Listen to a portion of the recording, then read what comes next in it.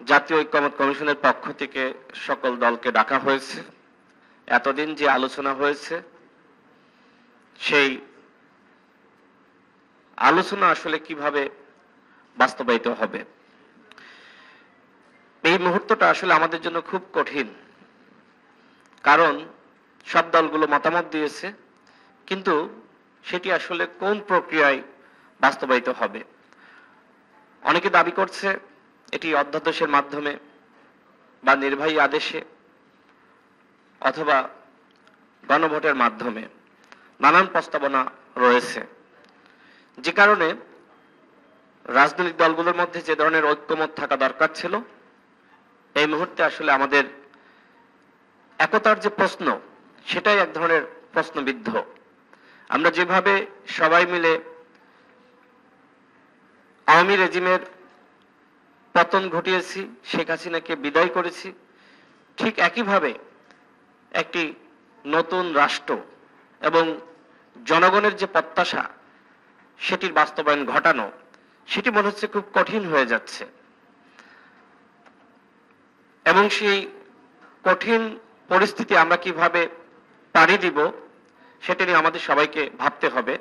এই মুহূর্তে আমাদের সব থেকে বড় একটি সংকট যে আমাদের দেশে যারা বুদ্ধিজীবী ছিলেন, যারা নাগরিক সমাজের প্রতিনিধি ছিলেন, তাদের অনেকে সরকারে অন্তর্ভুক্ত, হয় ঐক্যমত কমিশনে অথবা উপদেষ্টা হিসেবে, যে কারণে নাগরিক সমাজের কাছ থেকে মতামত নেওয়া, পরামর্শ গ্রহণ করা, সেটি সরকারের জন্য কঠিন হচ্ছে। আর বাদবাকি যে সকল বুদ্ধিজীবী বা সুশীল সমাজের প্রতিনিধি, তারা আবার ফেসিবাদের এক প্রকার দাস ছিলেন। তো এই মুহূর্তে আমাদের অনেক কঠিন পরিস্থিতি পাড়ি জমাতে হচ্ছে। তো সেই জায়গায় নাগরিক তারা নতুনভাবে আমাদের নাগরিকদের যে আকাঙ্ক্ষা, সেই আকাঙ্ক্ষা পূরণের একটি দায়িত্ব তারা নিজ থেকেই নিয়েছেন। আমরা দলগুলো যদি তাদের পাশে থাকি, আশা করি যে শূন্যতা তৈরি হয়েছে সেটি তারা পূরণ করতে পারবেন।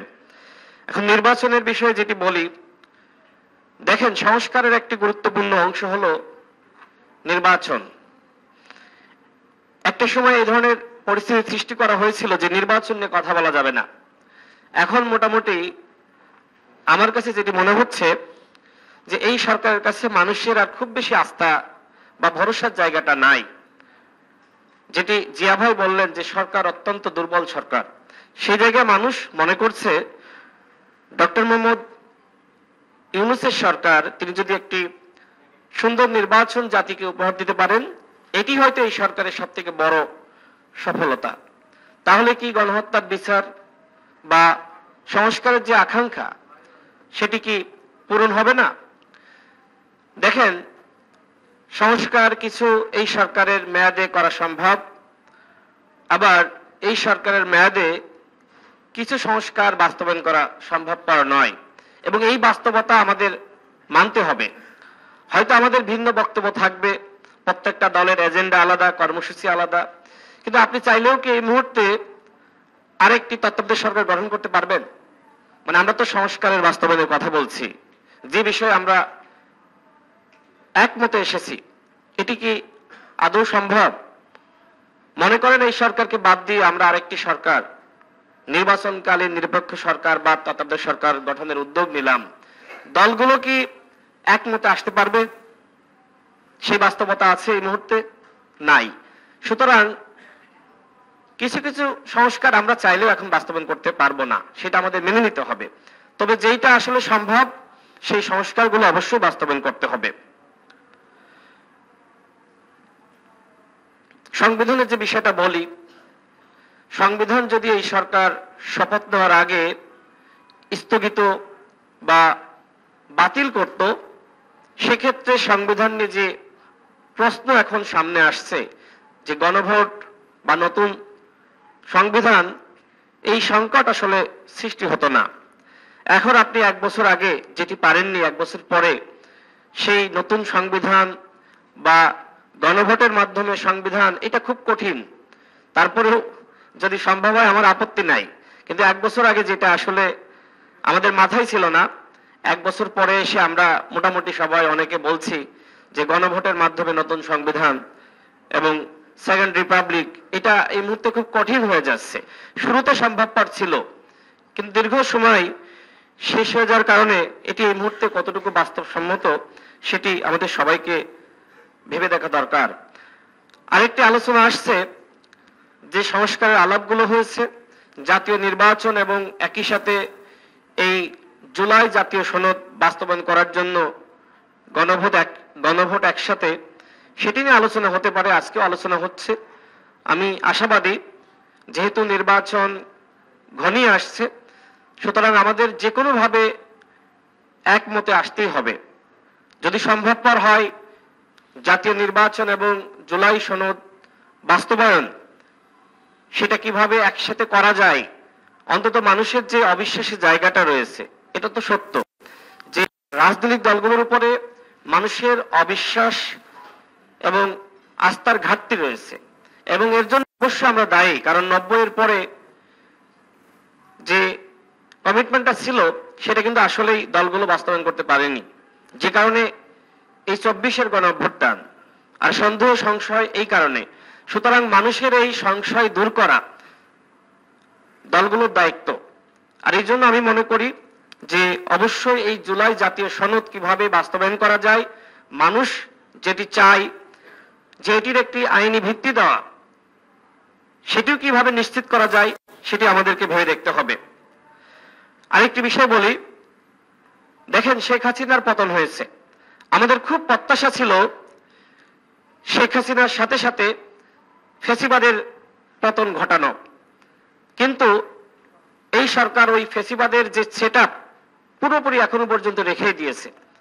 আমাদের পাশেই সচিবালয়, খোঁজখবর নিয়ে দেখেন, সেই আওয়ামী আমলের যারা সুবিধাভোগী সচিব কর্মকর্তা তারা এখানে বসে আছে, তাদেরকে সংস্কার করা হয়নি। পুলিশের মধ্যে দেখেন ছাত্র জনতার বুকে যারা গুলি চালিয়েছে, কয়জনকে গ্রেপ্তার করা হয়েছে, কয়জনের নামে মামলা দেওয়া হয়েছে, র্যাব, বিজিবি, এমনকি সেনাবাহিনীকে নিয়েও প্রশ্ন আছে, যেটি নিয়ে আলাপ তোলা এক ধরনের খুব কি বলবো, আমার পাশে হাসনাত আছে, সেও পরিস্থিতি বোঝে, সে সেনাবাহিনীকে নিয়ে অনেক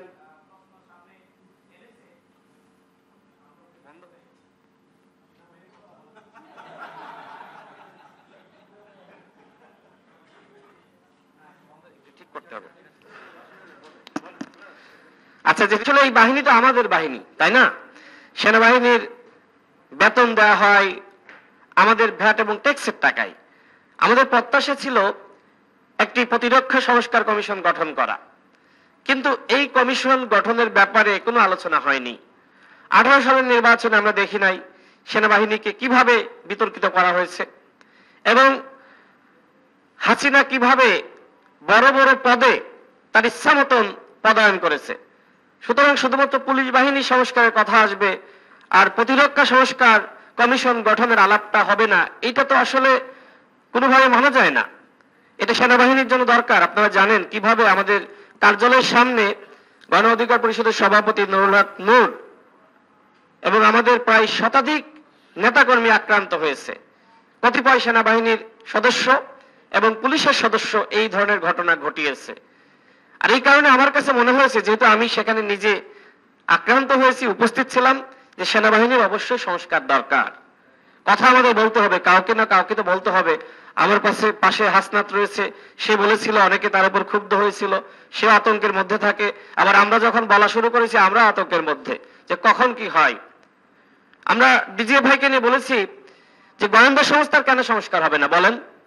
যে ডিজিএফ ভাই, এনএসআই 14 সালের নির্বাচন, 18 সালের নির্বাচন, 24 সালের নির্বাচন করলো, আয়নাঘর সৃষ্টি করলো, গুম করলো, খুন করলো, সেই ডিজিএফআইকে নিয়ে আমার কোনো কথা নাই, আমাদের কথা নাই। কেন? গোয়েন্দা সংস্থার সংস্কার না করলে সেই আবারও কিন্তু ফ্যাসিবাদের জন্ম হবে, আবারও 14 সালের নির্বাচন ফিরে আসবে, 18 সালের নির্বাচন ফিরে আসবে, 24 সালের নির্বাচন ফিরে আসবে। আমরা যখন ঢাকা বিশ্ববিদ্যালয়ের হলে থেকেছি, দেখেছি যে আপনি ছাত্রলীগ না করলে আর আওয়ামী পরিবার না হলে গোয়েন্দা সংস্থায় এনএসআই, ডিজিএফআই এই জায়গাগুলোতে নিয়োগ দেওয়া হতো না। তো পরিবর্তন দরকার না, শুধুমাত্র এক টেবিলে বসবো, আলোচনা করব, চা নাস্তা খাবো আর সংস্কার হয়ে যাবে, এত সস্তা নাকি? এই সরকারের 1 বছরের সব থেকে বড় ব্যর্থতা হলো যে সরকার এই প্রশাসনের সংস্কারের জন্য ফ্যাসিবাদের দোসরদেরকে বিতাড়িত করার জন্য কোনো উদ্যোগ গ্রহণ করে নাই, শুধু আলাপ আলোচনা করেছে। 1 বছরের দৃশ্যমান কোনো সংস্কার না থাকার কারণে আজকে সরকারের প্রতি মানুষের অনাস্থা। আমি আর 1 মিনিটে শেষ করি। সাইফুল ভাই যেটি বললেন যে নির্বাচনের জন্য আইন শৃঙ্খলা পরিস্থিতি খুবই গুরুত্বপূর্ণ। দেখেন মাসখানেক ধরে কতটা অবনতি হয়েছে। পুলিশ, র্যাব, বিজিবি তারা কি আসলেই প্রধান উপদেষ্টার কথা শোনে? রাজনৈতিক দলগুলোর সাথে বৈঠক ছিল, সেখানে আমি নিজেও ছিলাম। আমি প্রধান উপদেষ্টাকে প্রশ্ন করেছিলাম, মাননীয় প্রধান উপদেষ্টা, আমরা তো লক্ষ্য করছি যে আপনার পাশাপাশি 2টা সরকার, একটা আপনি আর একটা অদৃশ্য সরকার যেটা রাষ্ট্রযন্ত্র। এই রাষ্ট্রযন্ত্র কি আপনার কথা শুনছে? বিভিন্ন বাহিনীর প্রধানরা কি আপনার কোনো অর্ডার মানে? আমি প্রশ্ন তুলেছিলাম, স্যার আমার কথা নোট করেছিল। অর্থাৎ এই যে প্রশাসন থেকে সরকারকে সহযোগিতা করা হচ্ছে না, এটা কিন্তু এই সংস্কারের পথে বড় একটি বাধা এবং এর দায় অবশ্যই সরকারকে নিতে হবে। দেখেন আমরা যে সময় বিভিন্ন অধিদপ্তরে বা মিনিস্ট্রিতে গিয়েছি, উপদেষ্টাদের সাথে সাক্ষাৎ করেছি, আমরা বলেছি এইগুলো করেন, করা হয়নি। তারা মনে করেছে 16 বছরে বিএনপি জামাত তকমা দিয়ে যে সকল কর্মকর্তাদেরকে বঞ্চিত করা হয়েছে, এদেরকে যদি আমরা ফিরিয়ে আনি সেক্ষেত্রে তারা ওই দলের এজেন্ডা বাস্তবায়ন করবে। সুতরাং আওয়ামী লীগের যারা আছে এদেরকে ভয় দেখিয়ে কাজ করাই। শেষমেশ কি হলো? শুধুমাত্র হাসিনার বিদায় হয়েছে, ফ্যাসিবাদের কোনো বিদায় হয়নি। তো কথা বড় হয়ে যাচ্ছে, সর্বশেষ বলি, জিয়া ভাই বলেছিলেন এই সরকার দুর্বল সরকার, এই সরকারের অনেক ভুল আছে, আমরাও সমালোচনা করি, কিন্তু এই সরকার ব্যর্থ হোক সেটি আমরা চাই না।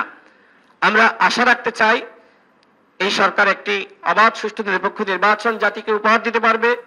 আমরা ডাকসুতে দেখেছি আচরণবিধি লঙ্ঘনের কিছু অভিযোগ রয়েছে, কিন্তু কারচুপি হয়নি। সুতরাং আগামী নির্বাচন যাতে অবাধ, সুষ্ঠু, নিরপেক্ষ হয়, সকল দলের অংশগ্রহণ নিশ্চিত হয়, সে বিষয়ে আমাদের সকলকে আন্তরিক হতে হবে এবং কেউ নির্বাচনে যাবে কেউ যাবে না সেই ধরনের পরিবেশ যাতে না তৈরি হয়। ওই ধরনের পরিবেশ তৈরি হলে আরেকটি একতরফা নির্বাচন হবে এবং সেই নির্বাচন আন্তর্জাতিক মহলে গ্রহণযোগ্য হবে না। সুতরাং আমি দলগুলোর প্রতি আহ্বান রাখতে চাই যে আপনারা সবাই নির্বাচনে অংশগ্রহণের প্রস্তুতি নেন। আমাদের ভিতরে বিতর্ক থাকবে, কিন্তু আমরা যদি এই বিতর্কের অবসান ঘটিয়ে নির্বাচনে সবাই অংশ না নিই, সেক্ষেত্রে সব থেকে লাভবান হবে আওয়ামী লীগ এবং ফ্যাসিবাদ। আর ওই ফ্যাসিবাদ যদি আবারও ফিরে আসে, যতটুকু সংস্কারের স্বপ্ন দেখছি, গণহত্যার বিচারের কথা বলছি, সুষ্ঠু নির্বাচনের কথা বলছি, এগুলোর কোনো কিছু বাস্তবায়ন হবে না। সুতরাং আসুন আমরা সবাই একতাবদ্ধ থাকি, নির্বাচনে অংশ নিই এবং আগামী নির্বাচন যাতে অবাধ, সুষ্ঠু, নিরপেক্ষ হয় সেজন্য সরকারকে আমরা প্রত্যেকটা দল সহযোগিতা করি। নির্বাচনের পরিবেশ তৈরি করার দায়িত্ব দলগুলোকে নিতে হবে। আইন শৃঙ্খলা বাহিনী কঠোর হবে, কাজ করবে, কিন্তু ভোট কেন্দ্র দখল তো পুলিশ করবে না, ভোট কেন্দ্র দখল তো এই সরকার করবে না, দলগুলো করবে, নেতারা করবে, কর্মীরা করবে। সুতরাং তাদেরকে নিয়ন্ত্রণ করা দলগুলোর দায়িত্ব। আমি আর বক্তব্য বাড়াচ্ছি না, আমি আপনাদেরকে আবারও ধন্যবাদ। আসসালামু আলাইকুম।